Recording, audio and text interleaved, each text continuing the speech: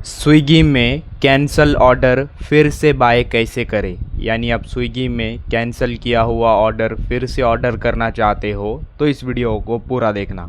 इसके लिए Swiggy open करना है, फिर ऊपर right side profile icon show होगा, इस पर क्लिक करना है। देन कुछ इस तरह का इंटरफेस आएगा, यहाँ पर स्क्रॉल करके नीचे आना है। नीचे पास्ट ऑर्डर ऑप्शन शो होगा एंड इसी में आपने जो प्रोडक्ट ऑर्डर किए वो यहाँ पर आपको दिखाई देंगे।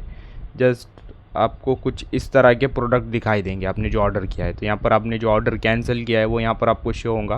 आपको वो ऑर्डर को फिर से बाय करना है तो आपको उस ऑर्डर पर क्लिक करना है। जैसे यहाँ पर ऊपर ऑर्डर का नेम शो होगा, देन फ़ोटो दिखाई देंगे, आपको इस पर क्लिक करना है। जैसे आप इस पर क्लिक करेंगे देन क्लिक करने के बाद ऑर्डर ओपन होगा। ऑर्डर ओपन होने के बाद आप ऐड करोगे, देन ऐड टू कार्ट कर या ऐड कर उस ऑर्डर को फिर से बाय कर सकती है। तो अब इस तरह से कैंसिल किया हुआ ऑर्डर फिर से ऑर्डर कर सकते हैं। वीडियो इन्फॉर्मेटिव लगा तो लाइक करना।